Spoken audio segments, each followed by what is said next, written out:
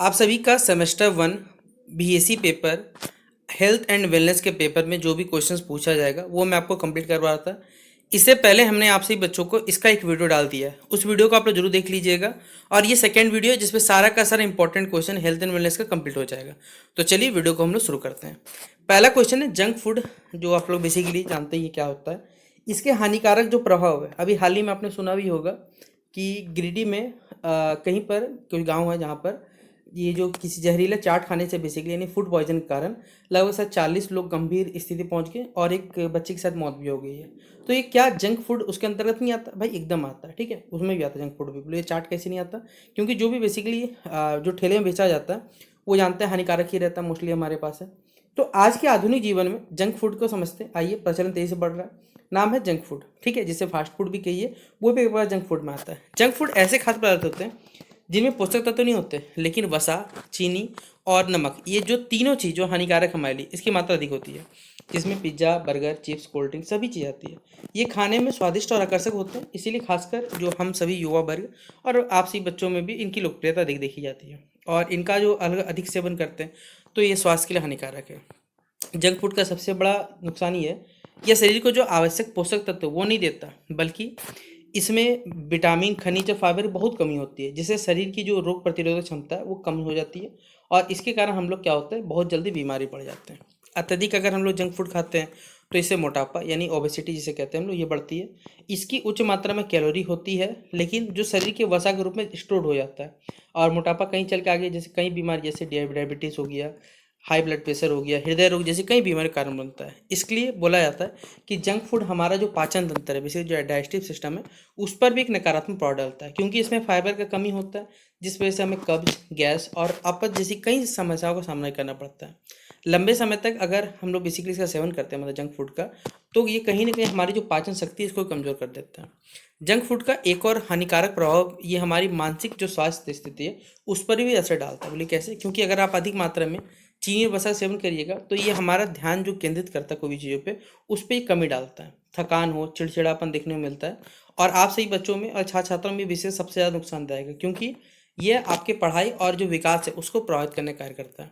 इसके साथ ही साथ जंक फूड में जो मौजूदा अधिक नमक होता है, जो बेसिकली चाइनीज सॉल्ट रहता है, और तेल, आपको भी मालूम है बहुत सारे ऐसे मार्केट तेल कंपनी जो नामी है लेकिन उनका फर्जीवाड़ा करके लोकल कंपनी के रूप में अवेलेबल होता है, जो हमारे हृदय स्वास्थ्य के लिए हानिकारक है। ये हमारे बॉडी में जो कोलेस्ट्रॉल का लेवल उसको बढ़ाता है, जिससे दिल से होने वाला कोई बीमारी है उसका खतरा बढ़ जाता है। निष्कर्ष तौर पे कहा जाए तो जंक फूड का कभी कदा चलिए सेवन तो चलिए ठीक है, लेकिन अगर बोलिएगा रोज़मर्रा के आहार का हिस्सा बन चुका, ये नहीं दिक्कत है। इससे हमें संतुलित और पौष्टिक आहार तो नहीं मिलता, लेकिन अगर हम इसको कम करते हैं और संतुलित और पौष्टिक आहार वाले जैसे ताजे फल, सब्जी, अनाज, प्रोटीन युक्त खाना, ये सभी खाते हैं तो सही है।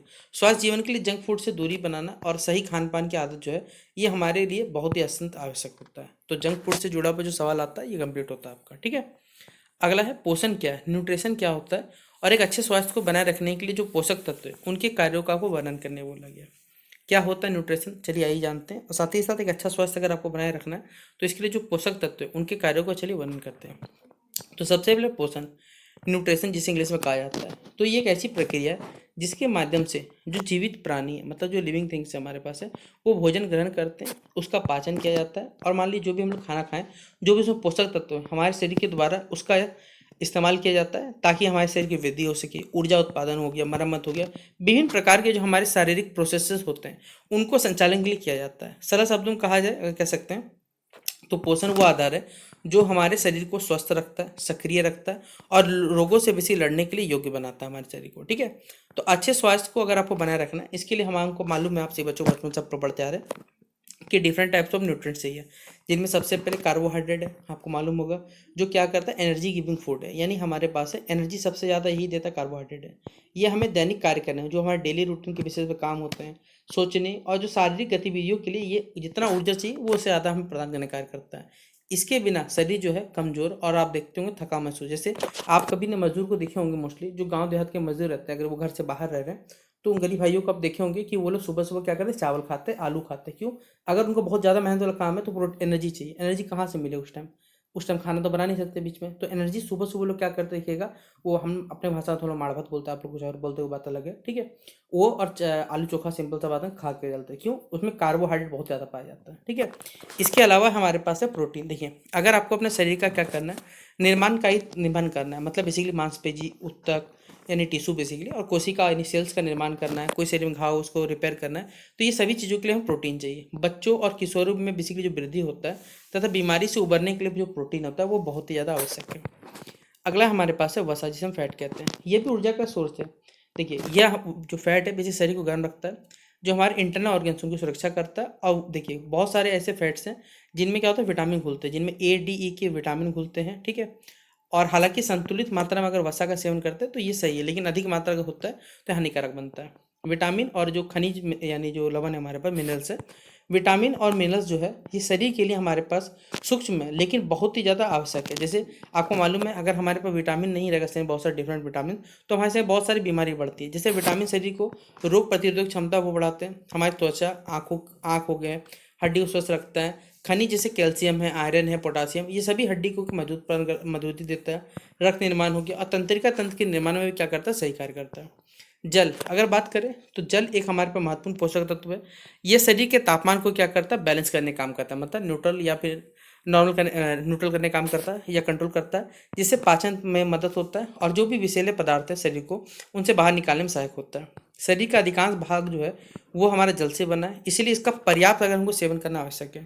इस प्रकार कह सकते हैं हम लोग कि संतुलित आहार जो है, जिसमें सभी पोषक तत्व जो रहते हैं वो उचित मात्रा में हमें मिलते हैं, और अच्छे स्वास्थ्य की कुंजी होती है। यही स्वास्थ्य, सही पोषण जो है बेसिकली न केवल हमारे शरीर के लिए मानसिक और सामाजिक स्वास्थ्य को भी क्या करता है, बेहतर बनाने का कार्य करता है। तो ये था संतुलित आहार से जुड़ा हुआ सवाल, जो आपसे बच्चों को परीक्षा में पूछा जाएगा।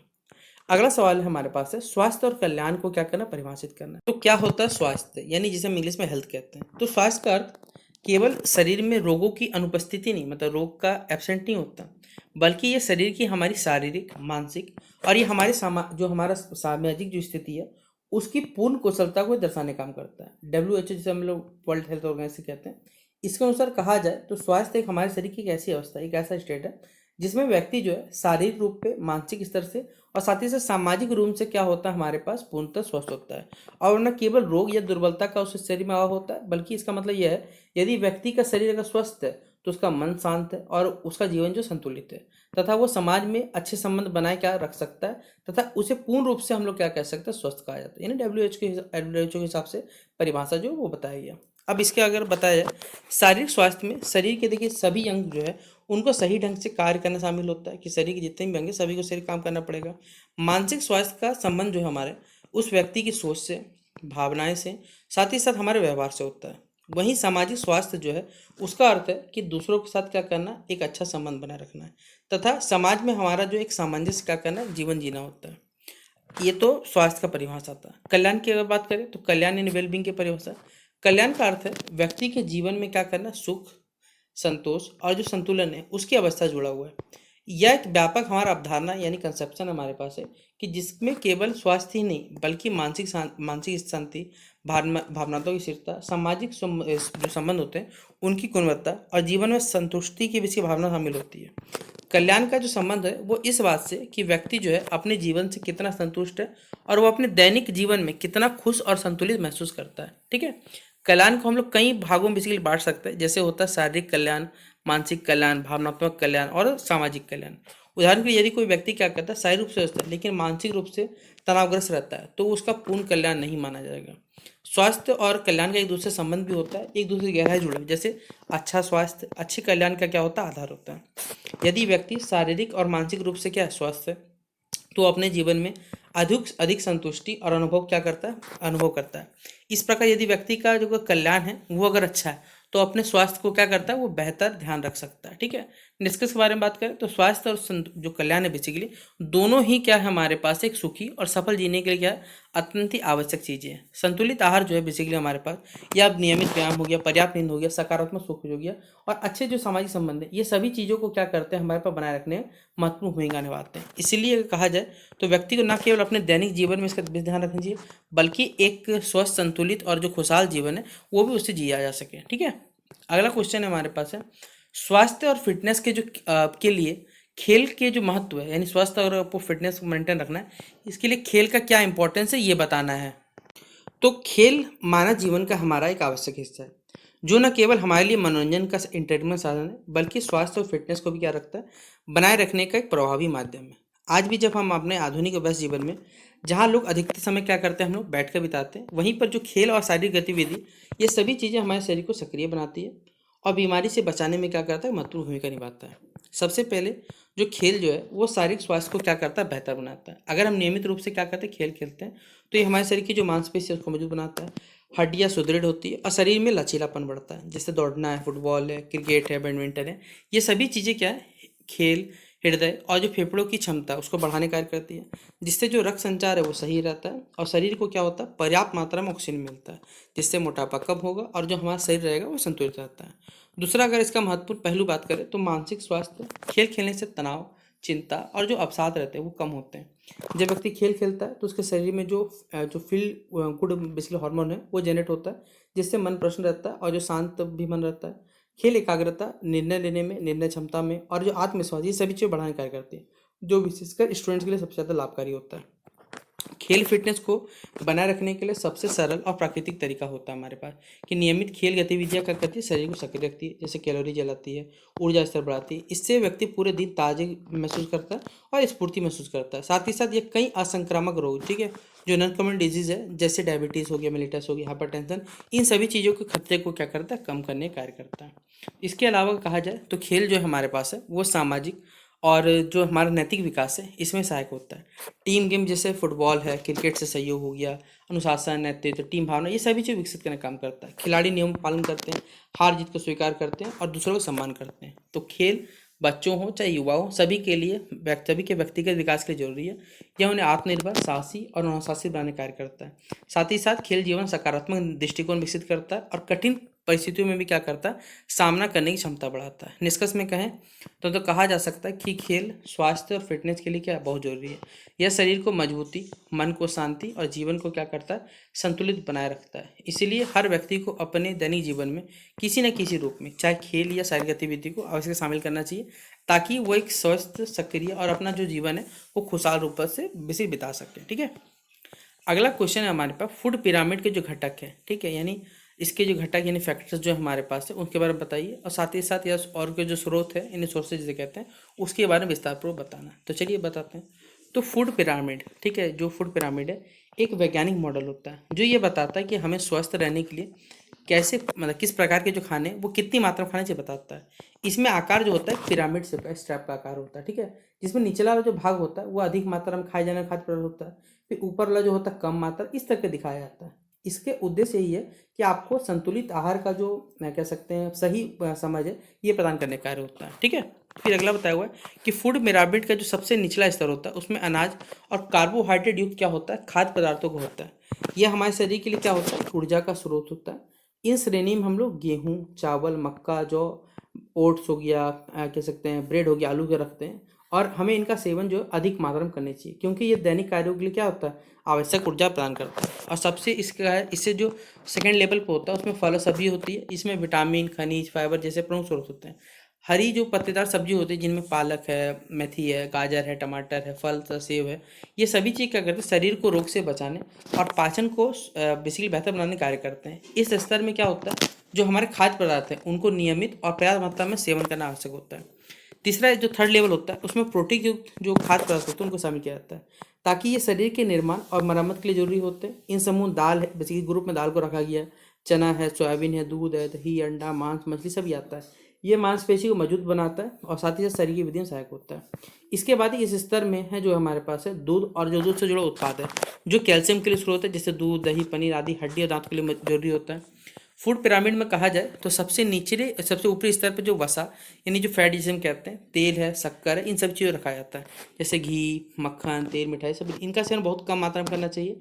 ठीक है, फूड पिरामिड का महत्व में बात करें तो फूड पिरामिड जो है हमारे पास है वो हमें संतुलित आहार का सही जो मार्गदर्शन देने का कार्य करता है। यह बताता है कि कौन कौन से खाद्य पदार्थ जो है अधिक और कौन से कम खाने चाहिए। इससे शरीर का जो आवश्यक पोषक तत्व है वो उचित मात्रा में मिलता है और हम क्या रह पाते हैं, स्वस्थ रह पाते हैं। ठीक है, अब इसका निष्कर्ष भी बताया हुआ है कि अंतर कह सकते हैं हम लोग कि फूड पिरामिड जो हमारे पास है एक उपयोगी मार्गदर्शक है जो हमें स्वस्थ जीवन शैली अपनाने में क्या करता है, सहायक होता है।